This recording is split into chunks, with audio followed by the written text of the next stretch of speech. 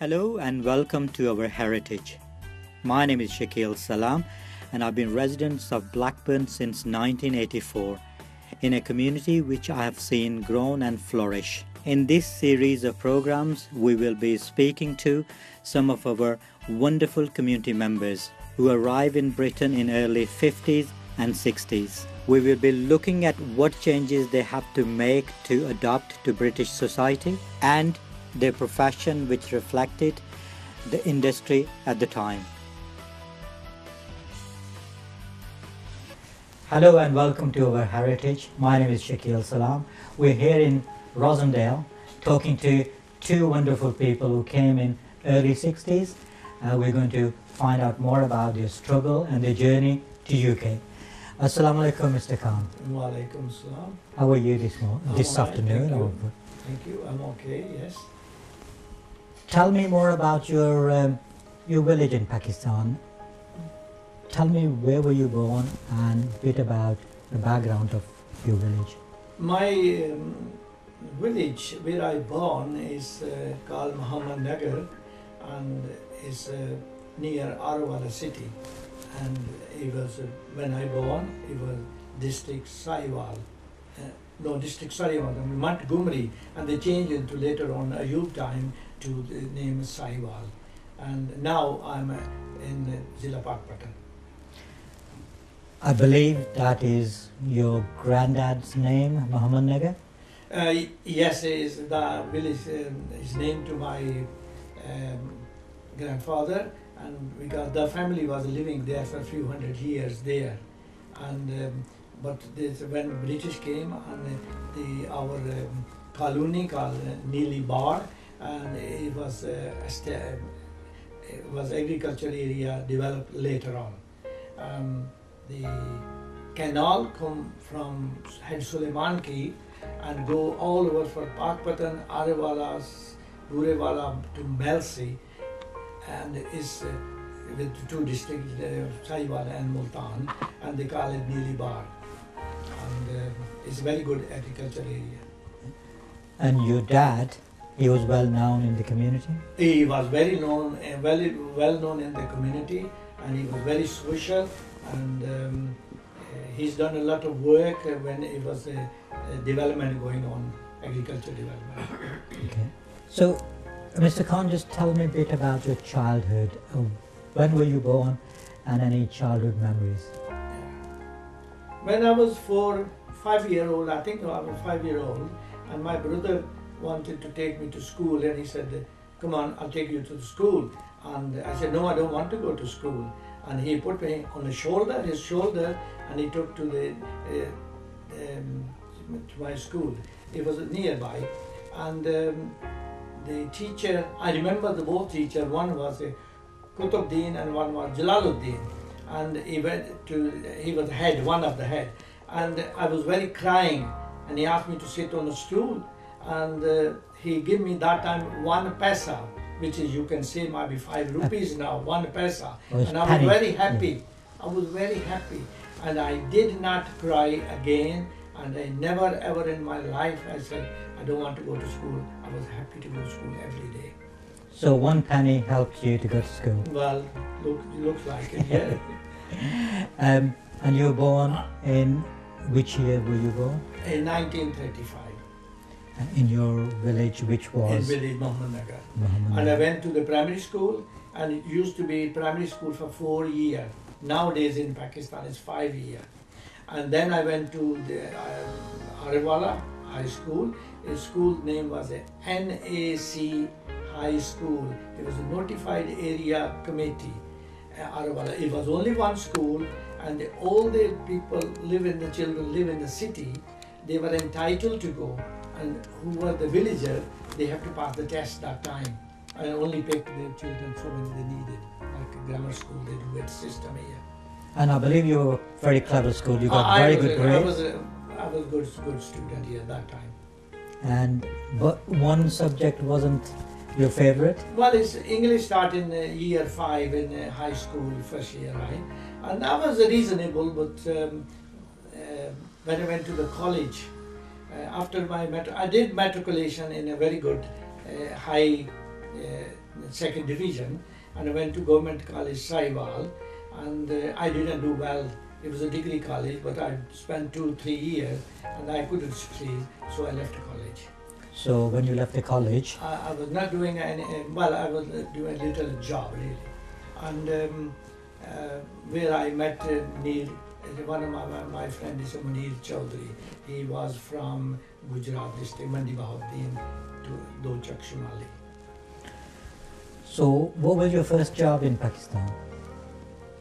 It was a government job, and he was due to with the villager, help the villager, advise the villager, and they call people say it was village aid. They call village aid. People think the aid mean the help, but it was agriculture industrial development, and to tell the villager basic things about these, help them on education, help the agriculture, horticulture, all subject we had to study in the college 1 year, and then go to village to do it. I've only done a couple of years.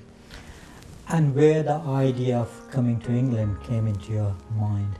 When you decided? When I was doing job and they wanted to switch on to the basic democracy, I've been teaching 10 basic union councils. I've been teaching the member what is a basic democracy is. Then I went to Karachi. My younger brother was a student in studying in LLB, law degree. Okay. He was graduate. Then you go to law degree, and I met some friend, and which is one was Mr. Zaman. He lives in Scotland now. That's my brother's friend, and they encouraged me to get a passport. But before that, Mr. Munir always he came to this country in 1960, I think, and 61, and he was writing regularly a letter. Come here, it's very nice here, you come here. So I was thinking to come. When I went to Karachi, I just went in the passport office and put my application and got the passport, and I came to see my friend here. So how much did you know about England when you were in Karachi? I did study in history, geography. I got up to matriculation, and I had a good knowledge about the English history and things like that. But I didn't have any interest to go abroad. Were you excited when you decided that you want to go to England? I just came to see my friend really. So what were your imagination, what were you thinking about England? What were your own sort of idea of seeing England, and what was in your mind what England will look like? I didn't know much, but when I come here, and then I spent a few months, right? And my brother, he was a Karachi LLB student when he done the exam, and he said, I want to come here, join me. So he came. Then we decided we are going to spend a few years here. Okay. So just tell me which year or which month you came to England. It was March 1962. Okay. So you got a passport? I got the passport, yes. And how was the journey from your village to airport? Now village is 700 miles from Karachi, but I start my journey actually by air from Karachi. When my brother arranged everything, and I came in Alitalia, they call it, Alitalia airline, and he was coming from Sydney, and he was about 24 hours late, right? Okay. And from Karachi, I left obviously late and landed in Tehran, and then in Heathrow. I will stay in one night in Rome because I missed the all connected flights. Because so one night the airline they put in the 5-star hotel. It was a good experience. So in Rome, you stayed in a 5-star hotel. In one night. So you said it was good experience. Just It's tell me a very bit good about. experience. Do you remember anything about staying in that hotel? Yeah. First thing, when I come to the airport, right, arrived in Rome. Rome, the other people were about 50, 60 people, passenger, Pakistani, and they were rushing to immigration, and the immigration people announced that is anybody know English? So nobody was interested, so I put my hands up. Even I was not very good in English, and they were very slow English, the Italian were speaking. And I said, what's the problem? They said, tell them they should be 5 in a group, not rush all together. And they were checking the passport and putting to the coach, and then going to the. And when I went to the hotel night time after this job. So you did a translation for I those did people. a little bit translation. So you explained them what to do. Yeah, I was the leader of the group. So you were the leader. Okay. So you went to the hotel. How was the I went to hotel? hotel, and it was a good experience, good hotel. I was dreaming. And the next morning, I picked the telephone up. I was hesitant to pick the telephone up, and I said, "Can I have a breakfast, please?" And they said, "It's room number so and so." I don't remember. Room number so and so is gone. When I went there, the 3-4 Pakistani were there, and they eaten everything. And they said, "You can have a tea." And when I drank a tea, it was a really different taste. And I didn't know it was a really coffee. It was coffee. It was And coffee. you never had the I taste of had the coffee. coffee, but never had drank a coffee in my life. So Did you- the first experience. Did you like coffee? Not really. No. And then we came to London. They put another flight. When I come to Heathrow, my bag, I just came through, and my baggage I see going on a belt really, and then disappear. And I went to Manchester counter, and they said, "Where's your baggage?" And I was telling them where's my baggage. They couldn't understand me. I couldn't understand them. So they brought a young man from the cafeteria, and I believe he was a young, about 17, 18-year-old, and he was from Gujranwala. He told me Gujranwala. And they said, "They asking your baggage." So we sought out, I found the baggage, and then I wanted to get the Manchester flight. And he came after half an hour. He said, "My duty is finished. That old man is my colleague. He will tell you when it's Manchester announced for the Manchester." So when they announce anything, and I looked on him, he will say no. And then another announcement which I couldn't understand. I looked at him. He said no. Then I had Manchester, word Manchester. I didn't know arrival or departure. And then he said Manchester. I said yes. So he took me to the gate, and I arrived in Manchester. So you came to Manchester airport. Yeah. Did anybody came to receive you at Manchester? There were 3 friends on airport one day before. My flight was 24 hours late. So there were 3. One was Munir Chowdhury, and one was Zaman from Rochdale, and Fakir Muhammad, now the barrister, he was from Manchester. Did they knew each other? Good question. They did not know each other. They have a aerogram, blue letter, used to be From you? aerogram, yeah, from me. And they said, "Which Mr. Khan you did?" Counter, "Which Mr. Khan you are interested in?" And they become, all 3 know each other then. And they were for me. So they all gone back because I was not there, my flight was not there. Next day, I talked to air hostess. I said, "I have those 3 addresses. One is Manchester, one is Rochdale, and one in Nelson. Which is the nearest one?" Okay. And she took me to the taxi driver, old man, very sensible, and I could understand. She said, "Look, he's a newcomer. Make sure he's got the right place." Right. So when he brought to Manchester, and I knocked one door, Mr. Fakir Muhammad, where he was giving address, and Mr. Khan came out, and he was called Dr. Khan, and he said, "Well, you should be here yesterday. Why are you here?" And he's gone on holiday today. So he took me inside and kept me there, and food and everything, accommodation he gave me. Next day, he guided me to how to go to Rochdale. Then I went to Rochdale. So you came to Rochdale to Rochdale see to another Zaman, friend. to Yeah. Chaudhry Zaman, right? And he came 6 o'clock from work, and good company, good man, still friend. And next morning, night time, he said, "Brother, I'm going 6 o'clock on work, and so this is the bread, this is the curry, this is the everything in the kitchen." He showed me. He said, "I'll come back 6 o'clock in the evening." And when he went, I started crying. And I was upset, I'm missing home and things like that.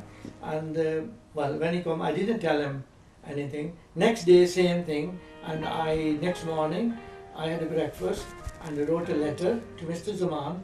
I said, "Look, if I'm not back, don't worry, I'm going to Nelson if I find the boss for resources. Yeah. So I went to the Rochdale, where is a town hall. Opposite it was a bus stop, and I said, "Is it going to Nelson?" They said, "Yeah." Somebody said, one passenger said yes, and the lady took me to the bus, and when I Burnley, I know now. I came to the Burnley, and that lady took me to near the Woolworths. Buses, there was no bus station. The buses passed to Woolworths, and she asked the queue. One old lady, she said, "Anybody going to Nelson?" And one lady said, "Is like my mother, right?" Yeah. And she said, "Yes, I'm going to Nelson." She held my hand. She sat with me on the seat. God bless her. Honestly, God, she paid my fare, whatever it was. Okay. And she paid my fare, and she said, "This is Albert Street." And Nelson, I took it off, and then I met Mr. Munir. Right. Okay, so you came to Nelson to meet your friend Munir Chowdhury? Yeah. Right. And I met his brother, and I had about a week I spent with them, and I was very happy, no homesick or anything like that. And then one day, Munir Chowdhury said, "Come on, we go to see Chowdhury Sadiq." I Okay. said, "Who's Chowdhury Sadiq?" He's my friend. I said, "I don't want to go to anybody. It's not my habit to go to people's house, which I don't, when I Don't don't know. know people." And he said, "No, he's a very nice man." I said, "I didn't say he's a bad man." And he said, "No, why I should go?" And he said, "Oh, he got the gramophone, and it's a lot of songs, and it's very entertaining songs." And I was home, a little bit homesick still. And I said, "Come on, we go." That's where I met Mr. Chowdhury, and still he's my good friend. And 1962, since we are like a brother. So now we're going to talk to your friend Mr. Muhammad Sadiq. Assalamu alaikum and welcome to the program. Thank you very much. Just tell me a bit, before we talk about your arrival in UK, tell me a bit about your childhood. Where were you born and which year? I'm born in Kambi, Khanpur, they call it. It's near Sralimgate. I'm born in 1940, Okay. and I'm born in a very nice family, which is was all my more or less all my family was in the army. My father was in the army, and he retired in 1945 as a captain, Okay. and he earned MBE and OBI. Mashallah, that's At that very time. good. Yeah. And then he retired in 1945, and I was about 6-7 years old that time, 5 years old, Okay. something like that. All right. And I can remember little that my father when came, and there were a lot of girls, hardiness, and when he retired and came back, and those days, the people used to love him, and he was as a captain also, honorary captain. Okay. So just tell me a bit about your childhood. Did you go to local school? Or? I went to local primary school up to level 4, and then level 4, then we have to go to middle school or high school, which used to be a middle school in Sralimgate. I went to Sralimgate in class 5th, Okay. and from there, and while I was there as a middle school, it became a high school. Okay. I think it's 1959, something like that. And I, have this O-level matric from Sralimgate School. Okay. So after matric, you decided to come to England. What was the reason behind it? Actually, it wasn't any reason. A lot of people from my area was coming to England, so it's inspired.